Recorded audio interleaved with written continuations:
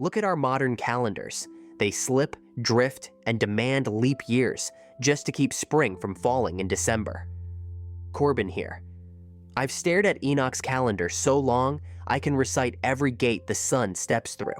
Only, someone buried it. The Book of Enoch lays out a solar calendar so mathematically precise, it never loses a single second over centuries. Yet religious authorities erased this system 2,000 years ago, replacing it with a chaotic lunar cycle, because controlling time meant controlling divine worship, and Enoch handed us the blueprint to break that spell. It starts in the Book of Luminaries. Enoch doesn't claim he invented this science. He says an archangel named Uriel showed it to him. Uriel took Enoch to the edge of the sky and pointed out 6 massive eastern gates where the sun rises throughout the solar year. 6 gates in the east for sunrise, and 6 matching gates in the west where the sun sets into darkness. The sun doesn't just wander across the sky randomly. It moves in a strict 30-day cycle through each designated gate. First gate, second gate, all the way to the 6th. Then it turns right around and marches backward. Think of it like a celestial pendulum swinging between the solstices with absolute mathematical discipline. When the sun enters the 4th gate at the spring equinox, day and night become exactly equal in length. 9 parts day, 9 parts night. No guesswork, no shadow adjustments needed. As it shifts to the 6th gate, summer reaches its peak, 12 parts day against 6 parts night. The text records these proportions in fractions, not vague metaphors, but raw astronomical ratios. Subscribe to the channel if you want to uncover the hidden secrets behind lost ancient texts like Enoch. Now look at the total count, 364 days. Exactly, not 365, and definitely not the 354 days of the lunar calendar. Why 364? Because 364 divides perfectly into 52 weeks. Every single year begins on the exact same day of the week, always a Wednesday in Enoch's framework. The spring equinox never shifts from Wednesday. The summer solstice never slides to a Tuesday. 4 seasons of 91 days each, exactly 13 weeks per quarter. Each quarter consists of 2 months of 30 days, followed by 1 month of 31 days. That 31st day is crucial. It acts as a seasonal bridge signpost. Without that extra day at the end of every season, the entire calendar collapses into chaos. It's clean, predictable, and requires 0 leap days or artificial adjustments. If this symmetrical harmony makes sense to you, hit the like button right now. It helps spread this lost knowledge. Enoch doesn't stop at physical gates. He assigns 4 heavenly leaders to oversee these seasonal transition days: Melchiel, Helemelech, Malael, and Nerel. These are the leaders of thousands who govern the intercalary days. They step in at the end of spring, summer, autumn, and winter to lock the year into its celestial track. Enoch warns that humans who ignore these 4 days will inevitably corrupt time itself. They will count 360 days instead of 364, miscalculating sacred festivals. To Enoch, failing to count these 4 angels isn't a small mathematical oversight, it's a cosmic sin, because when you drop those 4 days, your holy days drift straight into secular seasons. The text calls these leaders heads of thousands, because each governs thousands of celestial servants. They ensure that the stars, moon, and sun don't fall out of rank during seasonal shifts. Only ancient temple priests eventually ignored these guardians entirely. Just as ancient scholars got lost trying to map every celestial shift, most people get overwhelmed trying to master complex AI tools today. You do not need to become a technical specialist or waste months testing software just to start generating extra income right now. This straightforward ebook breaks down the 9 simplest AI services that you can offer immediately without spending a single dime. Instead of getting stuck in endless research, you get a clear step-by-step roadmap that turns simple tasks into real income this month. It cuts out all the technical noise so you can focus entirely on what actually brings financial relief to your routine starting today. Point your phone camera at the QR code on your screen right now to grab your copy of the digital book and start reading immediately. Then comes the moon. And here Enoch reveals a precision mechanism that startles modern astronomers. He describes the moon's light as being divided into 14 equal fractional parts. On the first day of its illumination, it receives 1/14 of its light from the sun. Each night, another 14th is added with total mathematical regularity. By the 14th night, the moon stands fully illuminated at 14 parts of 14. Then it reverses. Night by night, it sheds exactly 1/14 until it turns completely dark. Enoch explicitly states that the moon has no light of its own. It borrows every fraction directly from the sun. This isn't primitive mythology. It's an observational breakdown of lunar reflectivity written millennia ago. The text even details how the moon changes its rising gates alongside the sun, but on a shorter cycle. It passes through the celestial gates faster, creating a constant lag behind solar time. If you've enjoyed discovering these hidden texts, take a moment to subscribe so you don't miss future deep dives. Here is where the problem arises. The solar year is 364 days. The lunar year is only 354, a gap of 10 days every single year. 3 years in, the moon falls 30 days behind the sun. Enoch calls out this discrepancy directly. He says the sun completes its course with absolute integrity, while the moon drifts. If a civilization follows a lunar calendar, their seasons will wander across the year over time. Harvest festivals end up in winter. Spring celebrations slide into autumn. To fix this, lunar calendars require clumsy leap months added every few years at the whim of priests. Enoch despised this artificial tampering. He believed divine order should be fixed, not edited by men. The sun is the master clock. The moon is merely a secondary indicator for nocturnal counts. When ancient priesthoods abandoned the solar standard, they surrendered mathematical truth for political control. If you've ever felt that traditional history leaves out key facts, comment calendar below to join the discussion. Now comes the ultimate question. If the solar year today is 365.24 days, why did Enoch insist on 364? Is it a mathematical mistake by ancient writers? Or was Earth's orbit actually different in antiquity? Some researchers argue that a 364-day year represents an idealized divine architecture, unaffected by atmospheric friction. Others suggest that catastrophic planetary events slightly lengthened Earth's orbital period over time. Either way, the 364-day model offers a self-contained system where every date lands on the exact same weekday forever. No floating holidays, no drifting weekends, complete operational symmetry. The missing 1.24 days of our modern year would have been accounted for by divine alignment in Enoch's view. When man abandoned this solar count, human society lost its synchronization with the cosmos. The Book of Enoch wasn't just recording calendar numbers, it was preserving a lost cosmic order. Ancient builders' alignment of stone monuments mirrors Enoch's solar gates with alarming precision. Consider Stonehenge or Newgrange. They catch the sun on the exact solstices described by Uriel. These ancient markers didn't count lunar phases. They tracked 4 distinct annual cardinal points.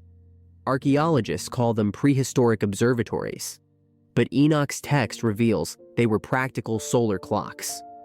The gates in the Book of Luminaries match exact horizon azimuths used by ancient stone masons. Why would distant civilizations build identical solar tracking systems across thousands of miles? Because a 364-day cycle required fixed architectural markers on the landscape. When the sun aligned with the central stone pillar, the seasonal gate shifted instantly.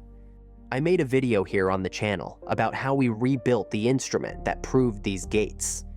If you enjoy unearthing these hidden astronomical secrets, subscribe to the channel right now. These megaliths stand as silent witnesses to a unified solar calculation lost to history.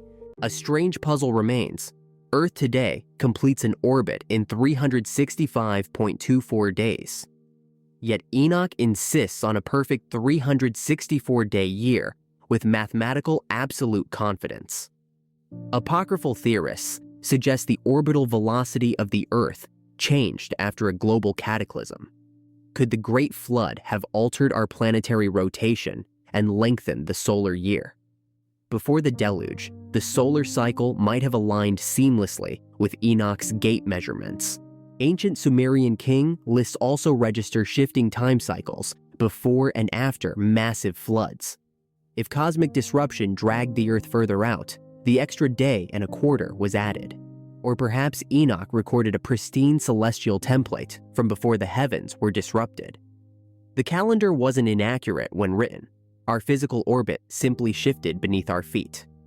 If this breakdown of celestial mechanics makes sense, drop a like on this video. It explains why priests fought to preserve a calendar that no longer matched observation. They were preserving the divine original order, refusing to yield to a corrupted sky. Inside the caves of Qumran, archaeologists found evidence of this fierce calendar struggle. The Dead Sea Scrolls contain fragments confirming the Essenes strictly followed Enoch's solar year. They fiercely rejected the lunar calendar adopted by the temple authorities in Jerusalem. To the Essenes, modifying God's solar count was an act of apostasy that defiled sacred time. The scroll 4Q320 outlines a pristine rotation of priestly shifts over 6 years. Because 364 is divisible by 7, every year started on a Wednesday. Why Wednesday? Because Genesis states, God created the sun and moon on the 4th day. If you agree Qumran preserved a vital truth, comment Enoch in the section below. The temple priests used lunar months, causing holy days to drift randomly every year.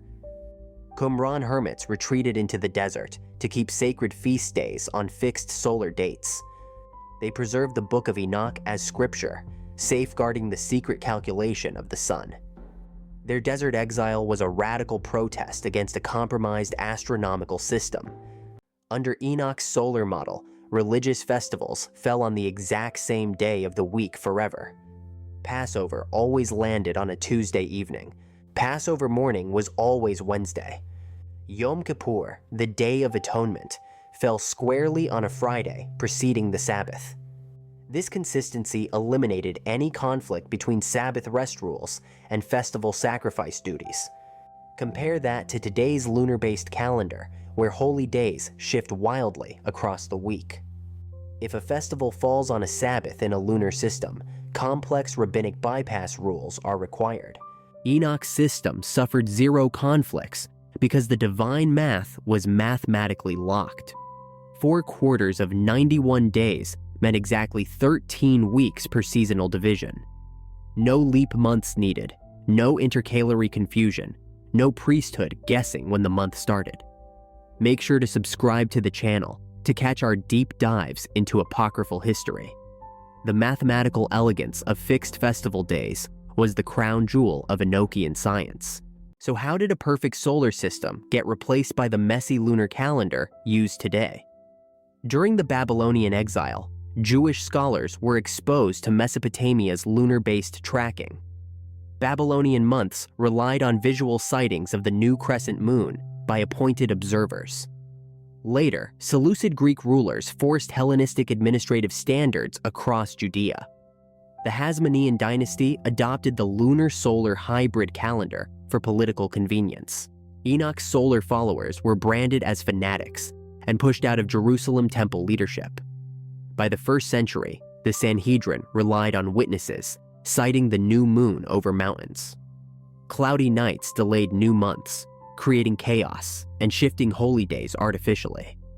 The Book of Enoch explicitly warned that priests would err and count lunar cycles improperly. What was once an exact mathematical solar science became subject to political decree. The ancient solar knowledge was quietly buried beneath rabbinic tradition and imperial law. The suppression of Enoch's calendar altered religious history forever. Modern scholars often dismiss Enoch's lunar phase fractions as crude primitive errors. They claim division into 14 parts of light is too simple for real orbital mechanics. Only, Enoch isn't describing simple visual appearance. He's detailing a proportion calculation. The text accounts for optical light reflection ratio rather than simple orbital speed. 14 parts equal half a synodic lunar month of 29.5 days. By tracking light in half-day fractions, Enoch achieved a surprisingly accurate mean value. This wasn't primitive guesswork. It was a sophisticated mathematical model of illuminated area. Why would an ancient writer invent a complex 14-part fractional system out of nowhere? He didn't. He transcribed observational data from an advanced pre-Hellenistic tradition. We mistake our inability to decode their method for a lack of ancient scientific rigor. The Book of Luminaries proves ancient astronomy was far more precise than history admits. In Enoch's vision, solar gates don't just guide the sun, they govern Earth's weather systems. Specific heavenly portals release agricultural rain, seasonal winds, frost, and searing heat. When the sun enters the fourth gate, warm spring winds unlock growth across the land. When it retreats to the first gate, cold northern portals open to bring winter frost. The 364-day key aligned cosmic order with natural earthly harvest cycles. Disrupting the calendar meant severing human society from the rhythm of creation. Enoch's angel's warning was clear. Alter the gates and the seasons will betray your crops. The celestial gates were an integrated machine controlling light, wind, time, and life. Every single day corresponded to a precise opening in the atmospheric vault of heaven. This wasn't mythology. It was a comprehensive manual of cosmic meteorological control. And here on the channel, I have a video about how Qumran proves this solar calendar shatters church tradition. If you made it all the way to the end, comment "secret" so I know you watched until the very finish. In ancient times, using an inaccurate calendar ruined every result.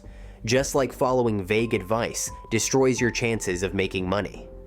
Inside this digital book, you will find complete copy-paste templates and proven workflows for 9 high-demand digital services.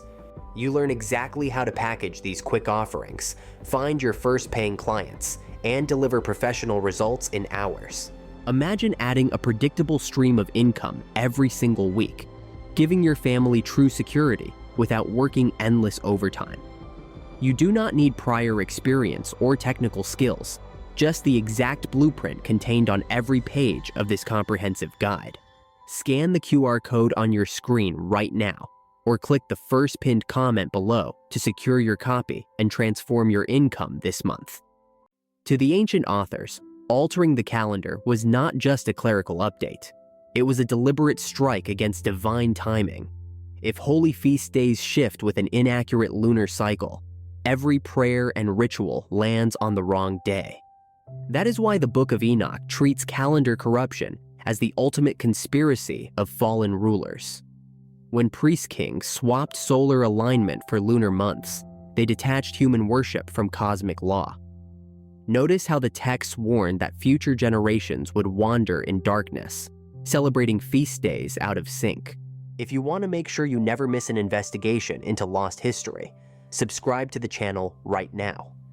The keepers of Qumran chose exile over compromise, clinging to Enoch's 364-day cycle until the Romans arrived. They knew that controlling the calendar meant controlling the minds and spiritual devotion of the people. So when history erased Uriel's solar gates, it broke humanity's connection to the true rhythm of creation. Did rulers corrupt time out of ignorance, or was it a calculated move to extinguish ancient knowledge? If you made it all the way to the end of this journey, comment "conspiracy" below, so I know you finished the full story. And right here on the channel, I have another video showing how the Dead Sea Scrolls hid this exact solar calendar. Check that video out next to see how Qumran fought to protect the forbidden sky math. Tell me your thoughts in the comments, and I will see you in the next investigation.